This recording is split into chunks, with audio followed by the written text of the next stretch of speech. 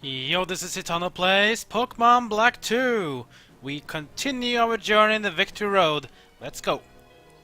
So we fought off the doctor, got ourselves healed. Now we're ready to go, and as you can see, there are not one, but two ace trainers wanting to fight. Do you have to fight them both, do you think? Or do we have to go one on one? Well, the result is we have to fight them both one on one. Something about your mind with that trainer from 2 years ago. Trainer from 2 years ago? Yes, of course. He's talking about the character from Black and White, which of course you played through before. You haven't seen it one character so far. They trained Shanta with Heatmore. Interesting. So Heatmore is an interesting Pokemon. He's a fire type and eater type of Pokemon. So this is a very bad choice for Magnezone to fight. We need to switch him out, and let's bring in Simipour. Simipour, of course, is super good against a Pokemon like that. Let's get in Simipour versus the Heatmore. Remember, Heatmore is a pure fire type. Rock Tomb from Heatmore. Heatmore is the rival to Durant, who is a bug steel dual type, of course making it a quadruple weakness to fire. So versus Heatmore, let's go with Surf.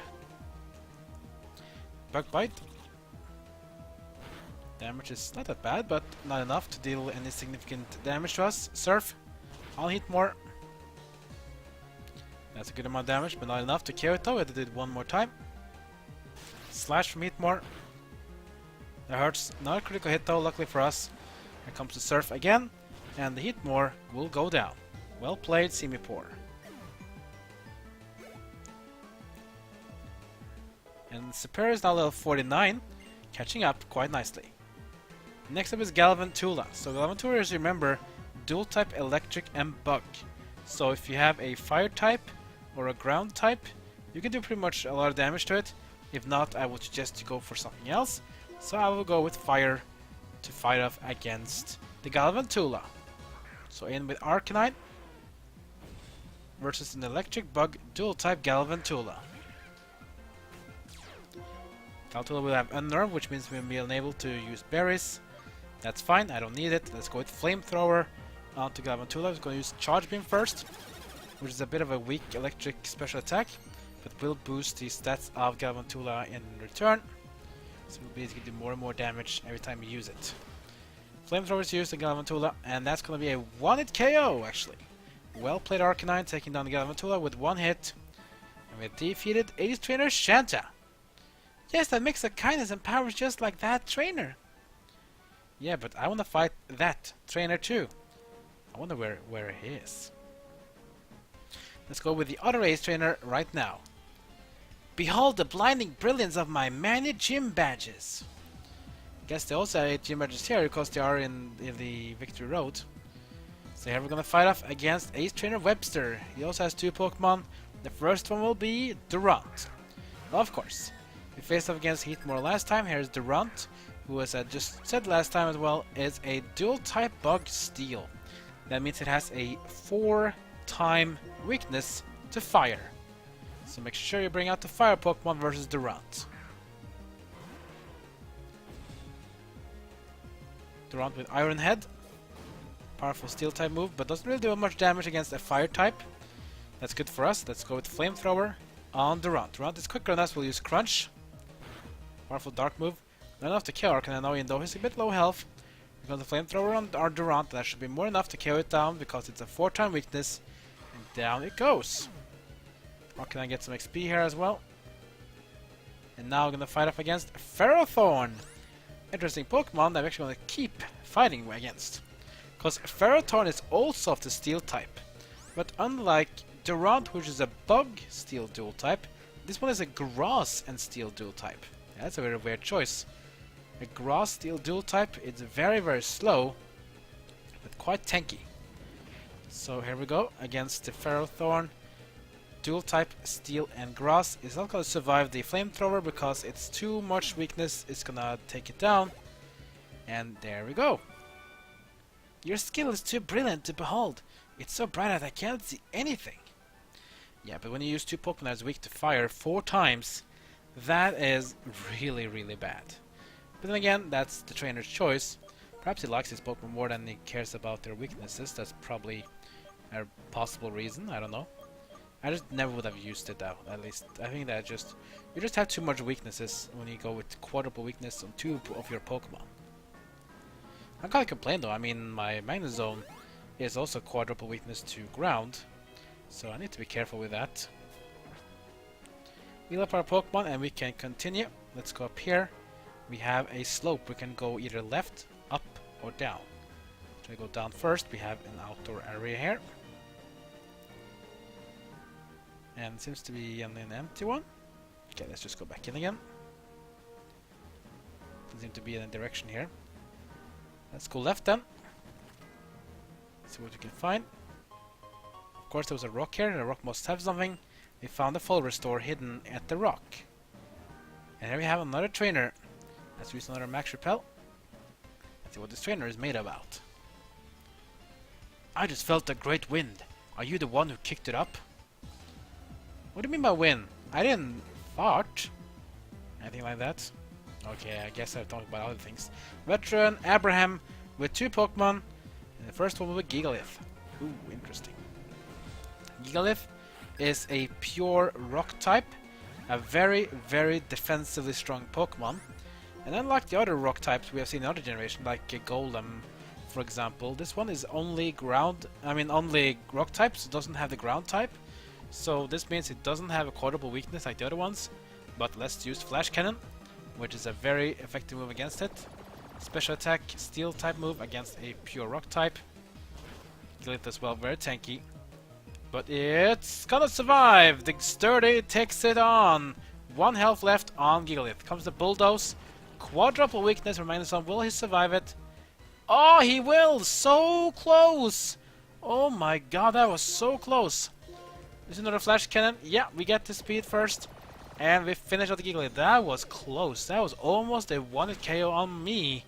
But Magnezone does survive barely the Bulldoze. And we'll take down the Gigalith. That was close. Very, very close. Next up is Skarmory. Skarmory is dual type Steel and Flying. So now you can use different type of moves. I would suggest going with Fire, because Steel is weak to Fire. Other moves you can also try, but remember that Steel is rather resistant to a lot of other moves, so be careful. For example, Skarmory is no longer weak to Rock as a Flying type because of the Steel type. But it's still weak to Fire though. So I would just go with Fire against Skarmory. Flamethrower on the Skarmory for generation number 2. And not gonna take it down, but that was a close one. Sword Stance from Skarmory, increasing attack power by 2 stages. I mean, it's gonna do a lot of damage now if we manage to hit a physical attack on us. But we are quicker than Skarmory, and it will go down in 2 turns. And with that, we have defeated the veteran Abraham, and Superior is level 50. Now let's learn Ring Out, a new move. This user powerfully rings the target. The more HP a target has, the greater its attack power. This one is basically a special attack, which does damage based upon the more HP the target has. In my opinion, this one is way too of a random type of Pokemon move. I won't be using it. I rather want to focus on type advantages. Let's not learn it. This defeat will also be blown far away. Probably. Maybe. It doesn't matter though. I win. We move on. And here we have a bridge that doesn't lead us to anywhere. But here we have something else. We have a turn. We can find some trainers. And this is a shortcut maybe to where we came from. Or maybe the other side. I don't know. I'm just gonna go back in again. And I'm now gonna go up instead. And here we have more strength puzzles. You see there are 2 holes here. We can't reach the rock on the left. But we can use the rock on the right side. Let's use strength to move the boulder around and put it down in the hole. Now we can either go straight ahead or to the right. Let's go right first. And here we have a trainer. No, we go past it. They didn't want to fight us. We can go past the grass here. We can go up here. Go even further up. Here we have a black belt we can fight. We also collect a max elixir, which is very important to cure up all the PP used. And we have, oh look at this, a Wild Dino! Wow, I guess we must have run into a shaking grass. Normally I wouldn't really want to fight wild Pokemon, but Odino is something you do not at any point want to skip. The amount of XP you get from fighting a wild Odino is so great that it's worth to fight it despite it not being a trainer Pokemon, because it's just as much XP if not even more XP. So we're gonna fight it for sure. That's guaranteed. We will not let this one skip away. Let's beat it down quickly. Let's go with Discharge against the wild Odino. Maybe the capture one as well, but then again, you don't even get an XP from catching Pokemon in this game. You get that from Generation 6 and onwards, which is actually very nice, because that means you actually get something else from it. Signal Beam will change our typing. We don't have the typing advantage anymore, which is kind of a bit of a lame thing, but that's fine. We have to live with it. Discharge number 2, critical hit, and the Odino goes down. What XP is that? 1745. Oh, that's a lot of XP. That's over 3,500. That was a worthy battle for sure. Let's go up here. Anything here maybe? A lot of rocks here. There must be something item hidden here, right? Of course, we get a normal gem. Normal gem is a hold item that increases power of your next normal attack by quite a lot actually. But it will not be enough because it will be consumed upon the first move used. So use it, but it'll be gone right away. Are you sure you want to go seriously take on someone like me who seriously fights with her Pokemon? Are you seriously serious about that? I don't know. Challenged by Ace Trainer Carol. Okay. Carol, let's fight. And here we go against Carol. We're gonna fight against Fracture. So Fracture, of course, is a dragon type. So we want to use a move that can take a lot of damage to dragon types. We don't really have that with the Magnezone. Is resistant to electric. But we can still use Flash Cannon though, which does normal damage to a dragon type. Of course, if you want to do super effective, you need to use a dragon move against him, or use an ice type move, such as what Simipour has with Ice Beam. Almost a one-hit KO though, with a very powerful move right there, Dragon Dance with Fracture, which means Fracture's attack and speed will go up. But that's not gonna bother me. I do the Flash Cannon number 2, Rock Smash. Fighting move against Magnezone. Great amount of damage, but that's gonna make sure it's gonna kill it itself actually. The Rocket Helmet does damage in return for the Fracture, and it's gonna go down. We have one more Pokemon to fight, it's gonna be Vanillux. Vanillux is a ice type Pokemon, pure ice type, which has a lot of weaknesses such as rock and fighting and fire and yeah, and even steel type. So should we switch with this maybe? I probably guess we should switch around. Don't use ground or flying or grass, though they're all weak to ice. Simipour, not can be used either. Let's get in Arcanine for this one. Because what is a great way to melt the ice? Of course, you use fire. So in with Vanillux versus the Arcanine. And let's use a flamethrower to get this one burning up. Will it be enough though? No, it will not. Vanillux will survive. Here comes Acid Armor. Bit weird to use Pokemon move to use, but Acid Armor is very good though. It increases the defense power of the Pokemon by 2 levels, meaning it will take a lot less physical damage. The problem is that Flamethrower is a special attack, and that it doesn't really care about its defensive stats. It's gonna take it down, dealing even the same amount of damage, and it's gonna go down. Super effective. Arcanine takes it down, and it's level 53. This is the pain that comes from seriously facing someone head on. Yeah, I told you I was gonna seriously do that to you. I'm serious about that, seriously. Ugh, I don't know. Repel wore off again. We need to keep using them. Let's go up here, and here we have an interesting face. This must be the... Is this the end part? Let's try it out. Are you sure? I'm strong, you know. You still want to take me on? Okay, I can do that. Fight up against Veteran Portia. Veteran Portia is going to be our opponent here.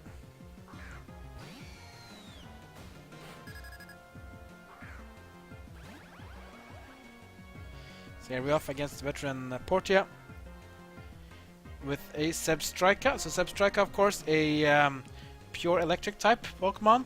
Not very defensively good, but it's a very resistant Pokemon. So this one can be a bit different. You can go with the Flash Cannon. It comes to Discharge on Magnezone. Damage is going to be very light because Magnezone is resistant to electric, pretty much. Comes the Flash Cannon. Damage, of course, will be light too because electric types are resistant to steel. So the best way to do with this is to bring it some Pokemon that can deal more damage to the electric type, which is the ground. Let's get in Crocodile versus the Zebstrika. But again, be careful. Crocodile's weak defenses can be a problem when it fights. Here comes the Flame Charge from Zebstrika. Damage is okay, but every time you use Flame Charge, you will increase your speed. Let's go with the Bulldoze. Zebstrika is quicker than us. We'll use Stump, a very powerful normal physical attack. That's a lot of damage. Oh, critical hit as well, and Crocodile is already low, as very, very low. Bulldoze is going to be enough to take it down. Crocodile defeats the Zebstrika. Moxie procs as well to increase his attack power, and he'll deal even more damage if he keeps fighting. Serperius level 51, and it's catching up so nice now. Maybe it's time to switch out that experience here again. Oh boy, Starmie. So Starmie, dual type water psychic type Pokemon. You could stick with Crocodile here, but he's weak to water. I would not recommend doing that. I would instead actually go back to Magnezone because Magnezone is resistant to psychic. I'll also go with Serperior here, who is very good against these type of Pokemon.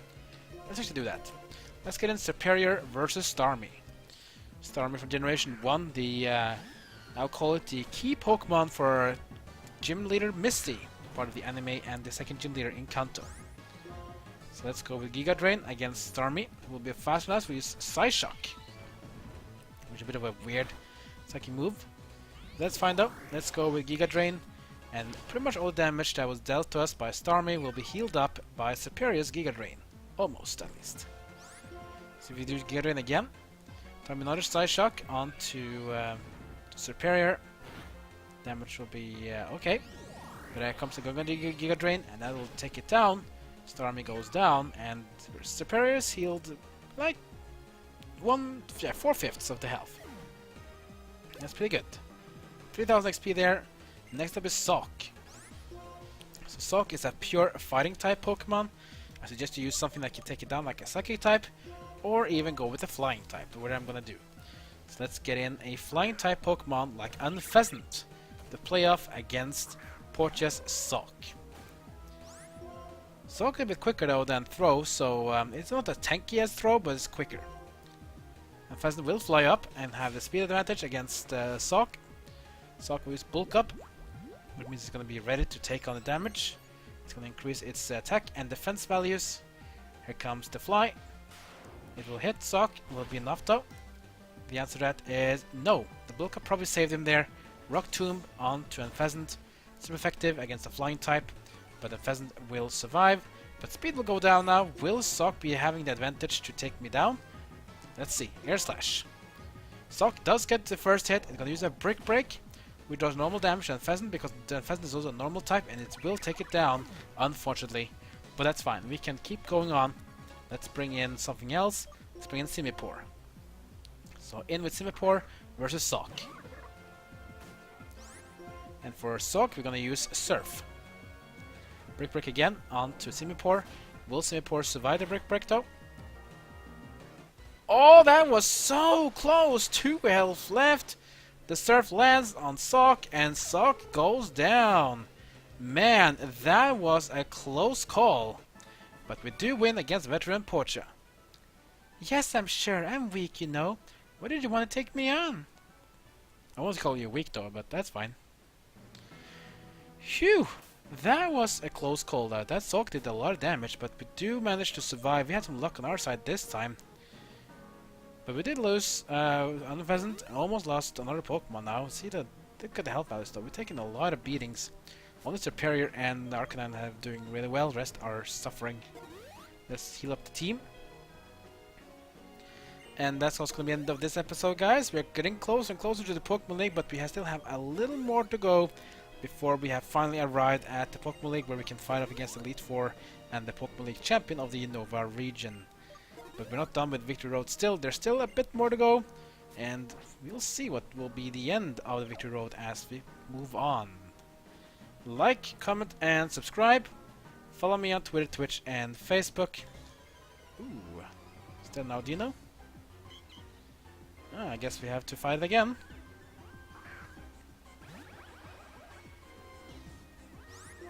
Anyway, yeah, as I just said, that'll be it for this episode as we finish off against this Dino. So again, follow me on Twitter, Twitch, and Facebook. And that's it for now, so I'll see you guys next time as my journey in Pokemon Black 2 continues.